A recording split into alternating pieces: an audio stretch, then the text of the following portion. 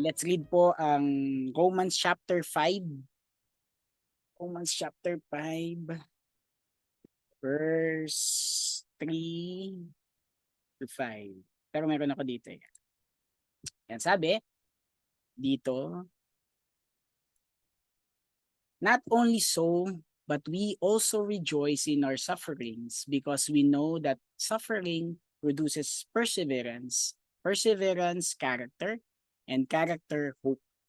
And hope does not disappoint us because God has poured out His love into our hearts by the Holy Spirit whom He has given us. God bless the reading of His Word. Tayo po'y sadaling manalangin.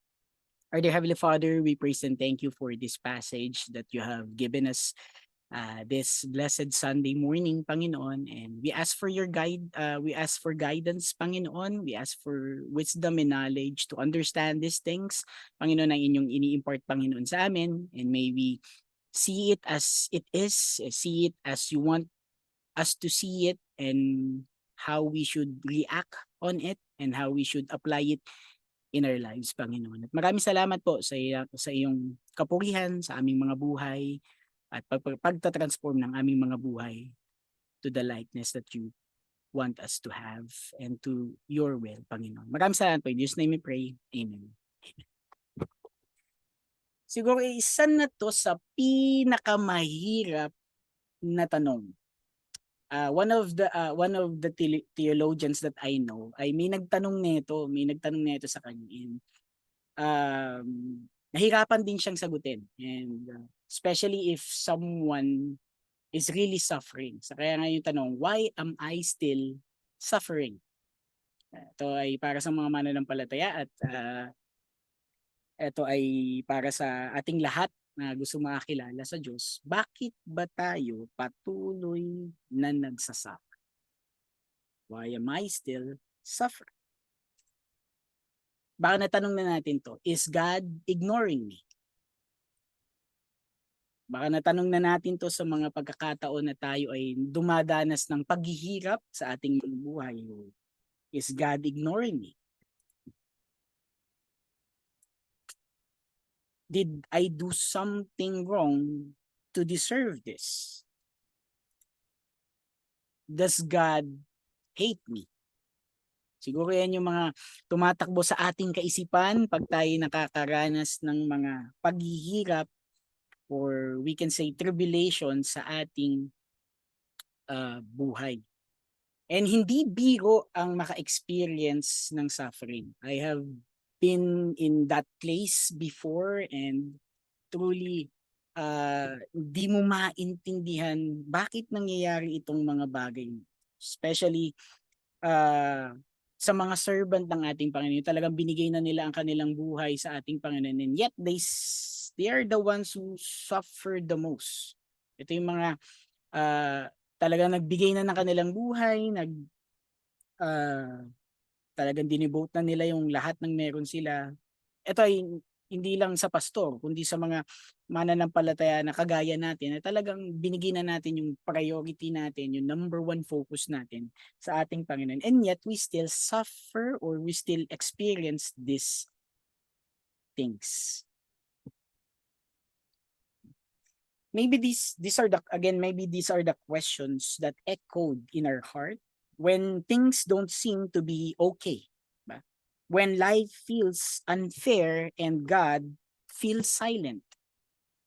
Madalas parang, Lord, nakikinig po ba ako sa aking mga dalangin?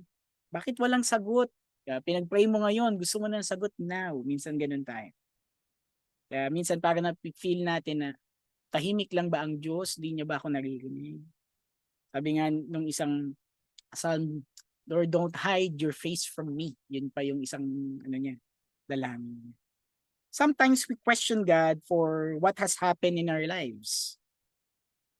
Maybe having a terrible job, with a terrible boss, financial struggles, poor health, in a toxic relationship or in a toxic environment, family problems, stress, anxiety, depression, and many other burdens. And sometimes the pain goes deeper. Parang ano pa lang yun, mabigat na yun, pero it goes deeper pa. Especially kung ito na yun nangyari sa atin. The loss of a close friend, a relative, a parent, a spouse, or even a child. Suffering is real. Totoo po ang paghihirap or tribulation, and it hurts us deeply. When we suffer, our faith can be shaken. And that's true sa atin. So mga naka-experience na ng paghihirap, yung talagang parang wala nang ano, talagang minsan yung faith mo, hindi mo alam kung ano ba, tutuloy ka pa ba, tatalikod ka ba, o ano bang gagawin mo. We begin to doubt God's goodness because we think if God loves me, why is this happening? Bakit nangyayari ito sa buhay ko kung mahal ako ng Diyos?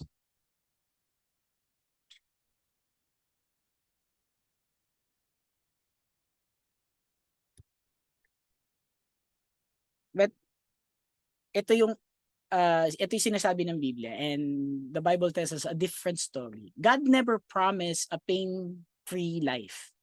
Instead, He promised His presence in our pain and His purpose in our suffering. There's always a purpose. Sabi nga, and makikita natin yan dito sa mga ito. Sabi ng Isaiah 43:2, although ito ay sinabi directly sa mga sa tribe ni Judah, pero we can also see yung ginagawa ng Panginoon when His people suffer. And we are also part of His people. Dahil nga sa pagbibigay ng ating Panginoong Jesus ng kanyang buhay. Sabi, when you pass through the waters, I will be with you. And through the rivers, they shall not overwhelm you. When you walk through fire, you shall not be burned, and the flame shall not consume you. Sabi pa ng 2 Corinthians chapter 2 verse 17, for this light momentary affliction. So yung affliction, pwedeng ito yung mga conflict, pwede ito yung mga sufferings or tribulation, is preparing for us an eternal way of glory beyond all comparison. So itong pinagdadaan, momentary lang, light, di ba? Buwan lang, taon lang, but it will not last for an eternity. Pero yung glory na ibibigay sa atin ng Panginoon, it will last a lifetime. Beyond lifetime, it will be eternal. Tignan naman natin yung example ni Paul pagdating sa suffering. Si Paul kasi din yung nagsasalita dito sa Romans. And we can see na pati siya ay, kaya niya sinasabi itong mga bagay na ito because he himself is also experience suffering sa kanyang buhay. Sabi dito sa Acts 20:23 says, the Holy Spirit testifies to me in every city that imprisonment and persecution are waiting for me. Sinasabi na ito ng Holy Spirit sa kanya. And yet, what did the Apostle Paul do or did?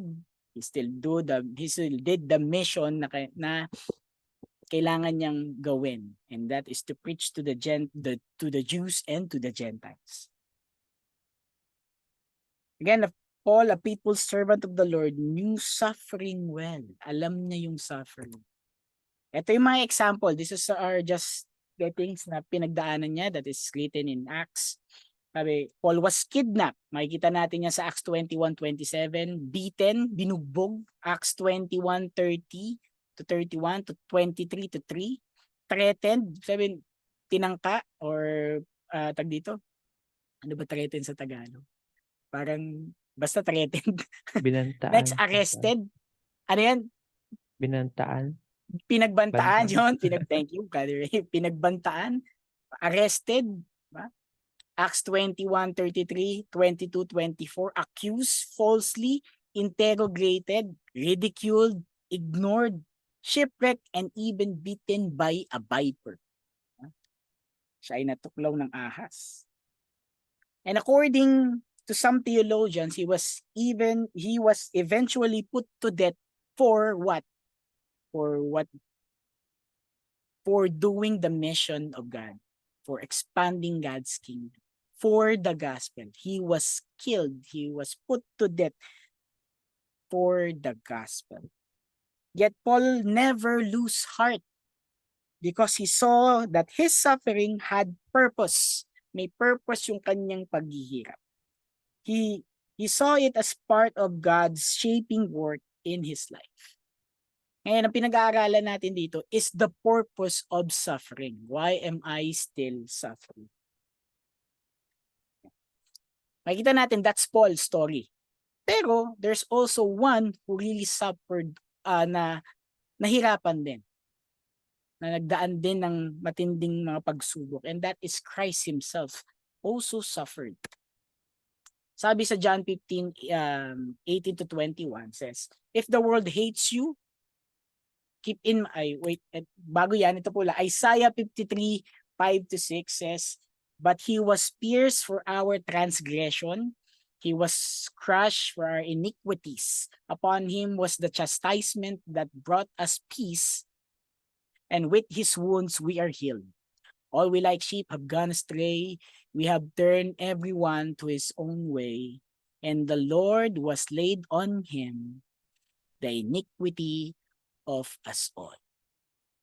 Even Christ himself, the one we call Savior and Lord, suffered mightily, not just for himself, but for the saving of his people and all people that he has chosen.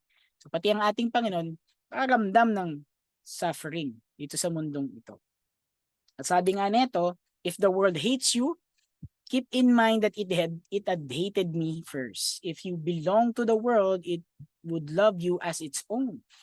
As it is, you do not belong to the world, but I have chosen you out of the world. That is why the world hates you. That's why tribulation is part of being a child of God. Suffering is also part of it, kasi katulad nga ng binasa natin sa ating text. Dahil may purpose sa ating sufferings. Wait.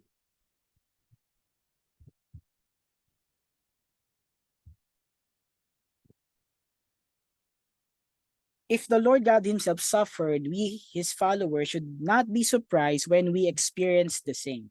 Sabi dito, but Romans chapter 5, 3 to 5 gives us hope and direction. It shows us that, ano bang pinapakita sa atin ito? Suffering is not meaningless. Hindi siya walang dahilan, walang kabuluhan. It is part of God's divine process to shape us into the image or likeness of Christ. So may purpose sa ating pinagdadaan. And I can attest to that myself. I have been parang on the 3-year span ng aking ministry, my mother got cancer, 2 miscarriage, may matinding pinagdaanan sa family that na nag-divide. Parang ganun yung dating. Daming financial struggles and so on and so forth. So, pain is naging part siya. But, may mga question bakit nangyayari, bakit sa akin pa, bakit sa mga mananampalataya pa. And we can see that God has a purpose. Kung hindi ko pinagdaanan yung mga bagay na yun, I will not produce this kind of character na nakikita nyo ngayon. So, I am built from sufferings. I am built from pain. So, ito yung mga naging offspring pa. Ito yung naging resulta ng mga pinagdaanan natin in the past. Because again, suffering produces something that God allows us to be used for. Kaya yung number 1 natin, ito yung first point natin ay, in suffering, we must persevere. So nakita naman natin dun sa text, because we know that suffering produces perseverance. To persevere means to remain steadfast, to continue moving forward even when everything in us wants to give up. Again, perseverance means to remain steadfast, to continue moving forward even when everything in us wants to give up. And alam ko, when we go through pain and suffering, talagang parang gusto mo, ayoko na, tigil na, uwi na ako, Lord. Lord, pauwiin mo na ako dyan sa iyong tahanan. Ayoko na dito. Parang ganun. Minsan ganun na yung ating mga panalangin o ganun na yung ating inis. Then we have to move forward. Yan, it's a moment. Yes, there's pain. We acknowledge that there's pain. There's trial at mabigat yung pinagdadaanan. And hindi natin yun, hindi na dinidisregard. Valid yung pain mo. But to persevere, we have to keep moving forward. We have to keep moving forward. Just like an athlete who keeps training even when it hurts, or a soldier who endures hardship to be battle ready, a Christian must persevere through trials. Why? Bakit kailangan? Because through perseverance, our faith becomes stronger. Sabi nga ng Galatians chapter 6 verse 9 says, "Let us not grow weary of doing good, for in due season we will reap if we do not give up." Yung ating mga ginagawa, yung ating mga pinagdadaanan may dahilan, and reaping will come soon. Ating mga itinanim ay meron din tayong aanihin. And that reward will come eventually. Maybe in this world or in the next. Pero we can already experience the blessing na meron tayo dito. Again, yung perseverance, yung pagpapatuloy, it's already a blessing because that is character molding from our Lord. When we persevere, we are not earning God's favor. We are proving that His Spirit truly lives in us, nasa atin. We continue to obey, pray, love, and serve even when life is difficult. Perseverance is the mark of genuine faith. Kahit na tayo nahihirapan, we must persevere because that is what God wants us to do. Because yung ating pinagdaanan can be a lesson, can be an encouragement to other people who are experiencing that certain pain you have before now.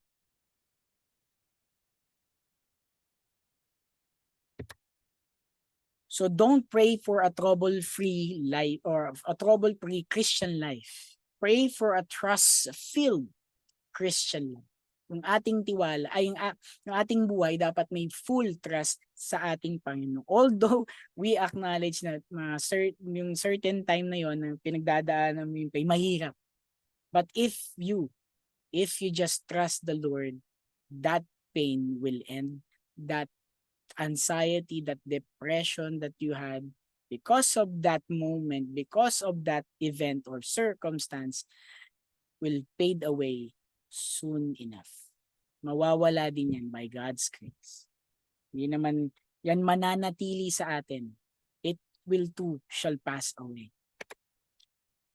Sabi pa dito, because in tribulation we learn perseverance. In perseverance, we experience God's faithfulness. After mong pagdaanan yung mga difficulty, you will see na, ay, God was still faithful. God was still hearing my prayer. God was still working. Although hindi mo lang yun makita kasi nga we are covered in pain, we are dealing with mourning and ating pinagdadaanan. And yet, andun ang Panginoon. We just need to open our eyes clearer, set our minds to the things ng ating Panginoon, and continue kung ano yung pinagagawa sa ating ng Panginoon. Next is, in suffering, God is molding our character. So yan yung isa sa talagang highlight. God is molding our character through suffering. The word character sa Greek ay dokime, kung di ako nagkakamali, yung dokime, means tested and proven character. Again, tested and proven character. God uses sufferings to reveal what's really inside us and makes our faith genuine. Let us see, or let us check two ways of suffering. Yung suffering molds our character. One, suffering provokes courage. Sabi, whether it is right in the sight of God to listen to you rather than to God, you must judge, for we cannot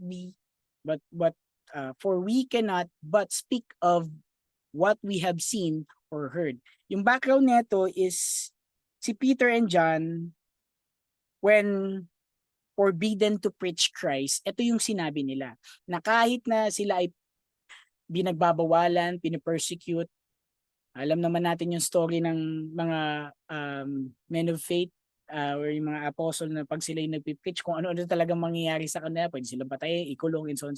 And yet, they still speak of what they had seen and heard. And that is the gospel. And that is Jesus Christ. Kahit na merong silang pagdadaan ng paghihirap, pag ito'y tinuloy nila. And they were courageous to do this. Ano pa sabi ng Philippians chapter 1, 20 to 21? I eagerly expect and hope that I will in no way be ashamed, but will have sufficient courage, so that now, as always, Christ will be exalted in my body, whether by life or by death. For to me, to live is Christ, and to die is gain. So napakalupit ng commitment ni Paul. Kahit na anong gawin sa kanya, he will still choose to be with Christ. Choose to do what Christ is telling him to do. Kahit na may pagdadaanan siyang suffering. O may pinagdadaanan siyang suffering.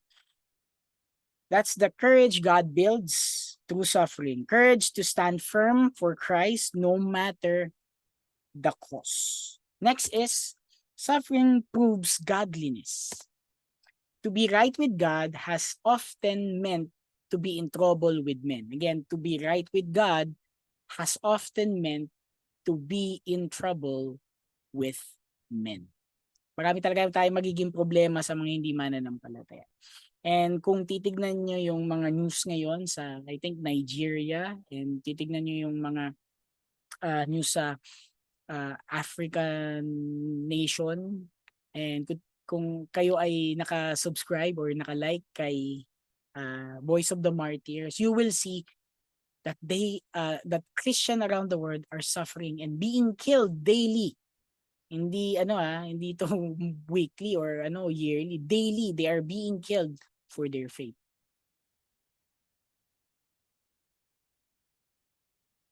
Though they will experience suffering, they still continue to do what God wants them to do.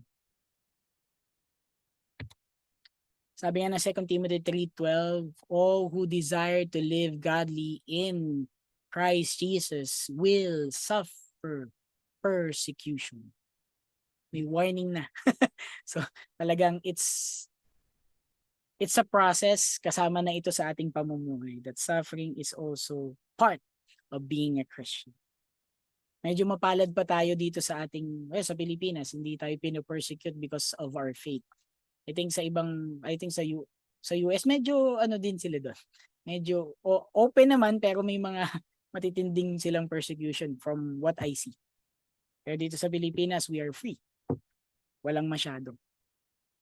Pero sa ibang nation, sa ibang bansa, they are really being persecuted daily. Parang nasa times pa sila ng Romans, ganun yung dating. Sa mga panahon pa ni Paul, parang ganun pa yung kanilang pinagdadaan. Sabi nga ng dito, so when you suffer, remember God is not punishing you, He is purifying you. Katulad ng laging analogy pagdating sa purifying, and that is kundi ginto, kundi gold, kundi espada, diba? Paano ba mabuo yung mga bagay na ito? You will be kailangan pang tunawin, tunawin, imolde, paluin, painitan ulit, paluin, lagay sa tubig, and repeat process hanggang maging magandang klase ng material na magagamit.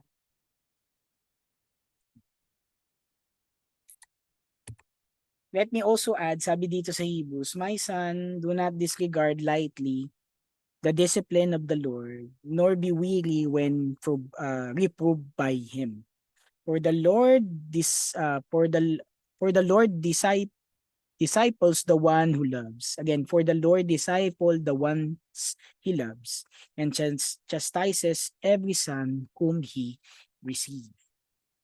So meron talagang paghihirap na kaakibat ang ating pananampalataya. Yeah. If we suffer for doing the right in God's eye, take heart. That's proof that you belong to God. He is refining you, not rejecting you. His disciplines those who loves, or He disciplines those He loves, so that their lives reflect His holiness. Kaya itong suffering magiging proof to ng ating godliness. Next, in suffering there is hope. Kumbaga, may kinabukasan, may bagong umaga, may liwanag sa dilim. Ganun yun. Sabi dito, dun sa text natin, character produces hope and hope does not disappoint us. Because God's love has been poured out into our hearts through the Holy Spirit. And it says, hope is the fruit of proven faith. Again, hope is the fruit of proven faith.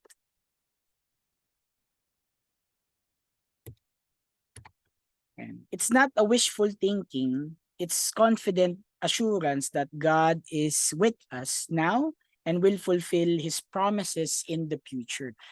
Ang ating Panginoon is not asleep, He is not kung saan nagpupunta.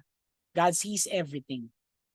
And in your suffering, there is always hope because Christ is in us. The Holy Spirit is in us. And He is with us every step of the way. Again, minsan parang wala siya kasi nga may pinagdadaanan tayong paghihirap. But He is there. He is always there. And po ang ating kailangan tandaan. If you have not experienced suffering, or if you will experience suffering soon, I hope you remember these things. God is always there. He is not hiding His face. Diba? Hindi siya nawawala. Although, inaalaw niya lang na mangyari yung mga bagay na iyon, or mangyari yung mga bagay na ito sa atin because He wants to test us. He wants to see the character. He wants to mold us. But always remember, in our suffering, there is always hope. In suffering, also, it produces joy. So parang contradicting. Suffering pero may joy. Yung suffering, magkaaroon ka ng joy. So, paano ba nangyari yun? Sabi ni, joy is not the absence of suffering. It's actually the presence of God in the middle of it. Again, joy is not the absence of suffering. It's the presence of God, or presence of God in the middle of it. When we see God's purpose in our pain, we can actually rejoice. Again, if we see God's purpose in our pain, we can actually rejoice. Sabi ni po, dito si Paul and si Silas, after being beaten in prison, prayed and sang hymns to God at midnight. Sabi, their joy came not from their situation, but from their Savior. God has put them there because God has a purpose. At marami nasagip dun sa kanilang imprisonment. There is joy kahit na meron tayong pinagdadaan. Because we have a family that God has created, and nandito tayo to have fellowship with one another. We can lean to someone, we can talk to someone, we can ask God anything. Although there is pain right now, but there will be joy tomorrow. There's still hope. Next, suffering reminds us of future glory. Sabi dito sa Romans chapter 8 verse 18, yet what we suffer now is nothing compared to the glory he will reveal to us later. Yung ating pinagdadaanan is not the equivalent ng ating pwedeng makuha in his house, in his home in heaven. So yung eternal glory is more than ito mas mahalaga kaysa dun sa ating pinagdadaanan ngayon. Sabi nga ulit, yet what we suffer now is nothing compared to the glory he will reveal to us later. Sabi sa Romans chapter 8 verse 8. Moses understood this. Sabi in Hebrews chapter 11 verse 24 to 26 tells us that Moses choose to suffer with God's people rather than enjoy the fleeting pleasures of sin because he looked to the reward. Okay. But the heart of our hope is not just the reward, it's the relationship.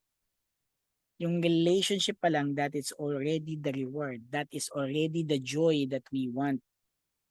Because ano ba yung relationship?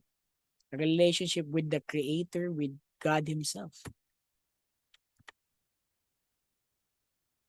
Ay sabi, our hope is not just the reward, it's the relationship.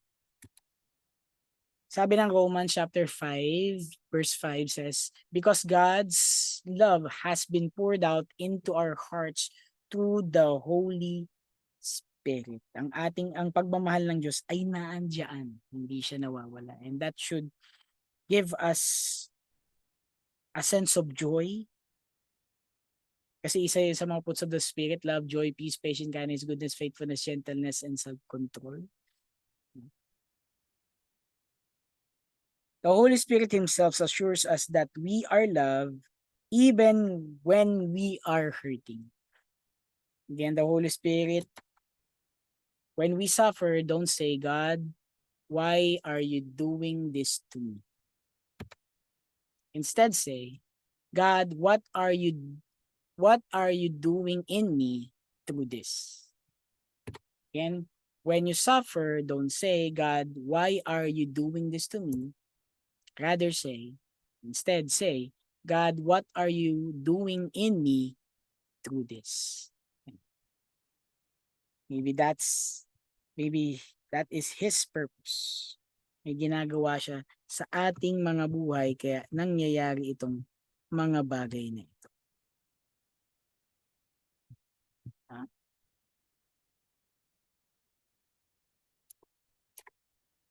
Balik tayo dyan. Sabi dito, He whispers to our hearts, you are not alone. That is why our hope will never disappoint us because it rests in the unchanging love of God. In conclusion, suffering in Christ is not a curse, it's a calling. Again, suffering is in Christ is not a curse, it's a calling. It draws us closer to the Lord, tests and strengthens our faith, and shapes us to become more like Jesus. Because in suffering, there is transformation. Because in suffering, there is transformation, there is perseverance, proven character, and living hope. Again, because in suffering, there is transformation, there is perseverance, proven character, and living. Paul has said this, for to me to live is Christ and to die is gain. Katulad binanggit natin ganun. That is his testimony. For me to live is Christ and to die is gain. So we can remember this. Your suffering is never wasted. Again, your suffering is never wasted. Your pain has a purpose. And your hope in Christ will never disappoint, because the love of God has already been poured into our hearts through the Holy Spirit. Again, your suffering is never wasted. Your pain has a purpose, and your hope in Christ will never disappoint. And I hope we can somehow answer the question, why are we still suffering? Ito lang yung ating nakuha. And I know iba sa atin, there are things, there are still questions, there are still whys na ating didebatihan sa ating mga kaisipan. But rest assured that your suffering has a purpose. May dahilan.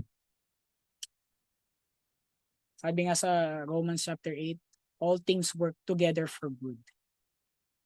So there is a good plan ang ating Panginoon sa ating mga buhay. And yung ating pinagdadaanan, from what I have experienced, yung pinagdaanan ko is a testimony of His goodness, and I can also go to people, or I can also relate to people who was suffered also, because I am also kung ako din ay nagsuffer din, pinagdaanan ko din, and I can talk to them and comfort them in the way that I know, in God's ways. But again, the most comforting thing sa atin, it should be God's word. Sa ating salita ng ating Panginoon tayo magdwell. And we praise God for His working sa ating mga buhay. And may all our sufferings produce these things: perseverance, character, and hope. And when you suffer, always remember that there is always joy. Joy in Christ Himself. Let us pray. Our dear Heavenly Father, we praise and thank you for your goodness, your faithfulness, your mercy, your grace, your love, Panginoon, sa amin. Maraming salamat for this message that you have imparted to us, Panginoon. Maraming salamat for telling us that our pain, our suffering has a purpose, Panginoon. And may we see really what you want us to do, Panginoon. And kung ano bang ginagawa niyo, Panginoon, sa amin through this suffering. Alam namin na it is hindi ito random, but rather you have a purpose. May gusto kang ipakita sa amin. And may we see it, may you open our eyes, may you clear our sight, and may we accept these things, Panginoon. And may we give our trust, Panginoon, sa inyo sa mga pagkakataong ito, or sa mga pagkakataon na kami ma-experience ng mga bagay na ito. Alam naming mahirap, Panginoon, pero alam din namin na kailangan man po ang aming pwedeng pagkatiwalaan sa mga bagay na ito. The pain will be there, but alam namin na sooner or later, a new day will come, Panginoon. And we can rejoice dahil alam namin that you were there in our suffering. Maraming salamat po. Sa iyo lamang po ang kapurihan. In Jesus' name we pray. Amen.